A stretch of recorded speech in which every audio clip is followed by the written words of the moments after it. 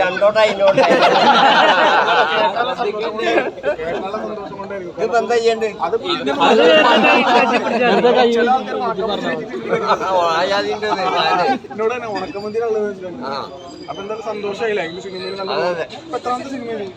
പത്ത് 47 ആയിട്ടുണ്ടാവണം.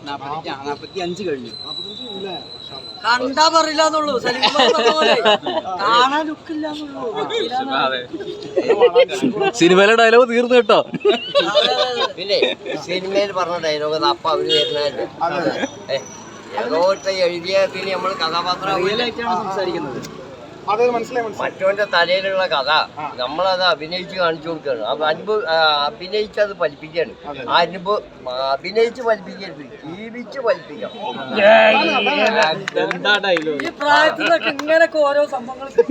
അഭിനയിക്കരുത്, അഭിനയിക്കാൻ പാടില്ല. അഭിനയം നാടകമാണ്. സിനിമ എന്ന് പറഞ്ഞാൽ ഒറിജിനൽ ജീവിതമാണ്. അതാണ് വിദേശ ചിത്രങ്ങൾക്കൊക്കെയുള്ള പവർ. ആ കാര്യത്തിൽ നിങ്ങൾ ഈ പടത്തിൽ വിജയിച്ചു.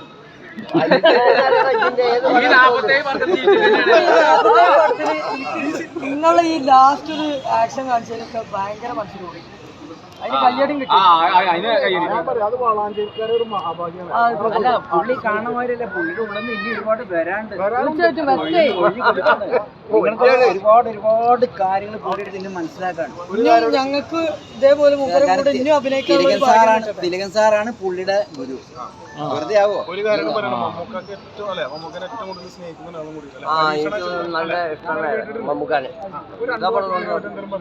എന്താ പറയാനുള്ള ജീവിച്ച് കാണിക്കേണ്ടടുത്ത് അതിനെ കാണിക്കും. അഭിനയിച്ച് ശരിക്കും വലിക്കേണ്ടടുത്ത് അതും ചെയ്യും. നല്ല നടനാണ്. ഞാൻ അംഗീകരിക്കപ്പെട്ട നടനാണ്. എനിക്ക് ഏറ്റവും ഇഷ്ടപ്പെട്ട നടനാണ്. അത് തുറന്നു പറയുന്നു. അപ്പൊ അതിന് കുഴപ്പമില്ല. എന്താ അഭിപ്രായം? ഇനി ഏത് ക്യാരക്ടർ ചെയ്യാനാണ് ഇഷ്ടം? മൂപ്പർക്ക് ഏതും കൊടുത്താൽ ചെയ്യും. ഇനി ക്യാരക്ടർ ഏതാ? എന്നീ ഒരു പിച്ചക്കാരന്റെ വേഷം ചെയ്യണത്.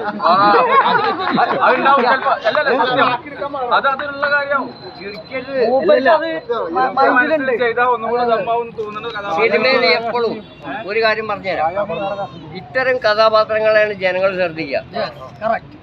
വലിയൊരു ഉദ്യോഗസ്ഥനെ ആരും ശ്രദ്ധിക്കില്ല.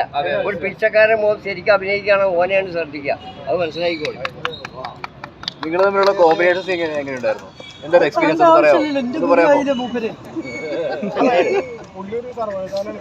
ഒരുപാട് കാര്യങ്ങൾ ഈ പടത്തില് കൂടുതലും കുട്ടിക്കാലത്ത് ഞാൻ പഠിക്കണത് ഒരു മൂസകം ഉണ്ടായി, നാടകം. അയാൾ നാടക ആചാര്യനാണ്, കഥകളി നാടകത്തിൻ്റെ ഒക്കെ ആചാര്യൻ. അദ്ദേഹത്തിൽ നിന്നാണ് ഞാൻ ഇതൊക്കെ പഠിക്കുന്നത്. അഭിനയം നാടകങ്ങളാണ് അന്ന്. അങ്ങനെ നാടകം കുറെ, അതൊക്കെ. പിന്നെ കുറെ കന്നച്ചോടം.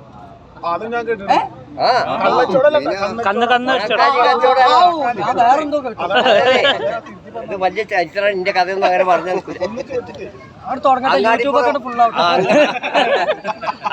അങ്ങാടിപ്പുറം രാത്രി ഇങ്ങനെ ഇരിക്കുക.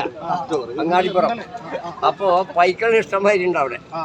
പൈക്കളുടെ കച്ചവടം ഉണ്ട് അവിടെ. അപ്പൊ ഞാൻ ആ പീടിയ, അവിടെ ഒരു പീടിയുണ്ട് രാത്രി. അവിടെ നിന്ന് ഒരു കട്ടൻ ചായ കുടിച്ചിങ്ങനെ ഇരിക്കുമ്പോ ഒരു പാട്ടിങ്ങനെ കേൾക്കുന്നുണ്ട്. അപ്പൊ ഞാൻ ആര് എന്നൊന്ന് ശ്രദ്ധിച്ചു. കഥകളി പദമാണ് ഇയാൾ പാടുന്നത്. ചെറിയ ആൾക്കാർക്ക് ദഹിക്കൂല. എന്താണ് ഈ രാത്രി ഇപ്പൊ ഇത്രയും ഇതായിട്ട് ഒരാൾ പാടുന്ന ആരാ എന്ന് ഇയാളുടെ അടുത്തേക്ക് ചെന്നു. ചുരുക്കം പറഞ്ഞാൽ ഞെറളത്ത് രാമപൊതുവാൾ എന്ന് പറഞ്ഞ ഒരാളുണ്ടായി. അരികോവിന്ദിന്റെ അച്ഛൻ ഞെറളത്ത് രാമപൊതു. തമ്പോ ഏതൊരു പടത്തിൽ മൂപ്പനാണ് ഈ അടക്ക പൊട്ടിയിട്ടുള്ളത്. ആദ്യം അടക്ക പൊട്ടി പാടി. പിന്നെ ഈ അടക്ക പല പടത്തിലും വന്നു. ഫസ്റ്റ് കൊണ്ടുവന്നത് മൂപ്പൻ അരവിന്ദന്റെ ഒരു പടത്തിൽ.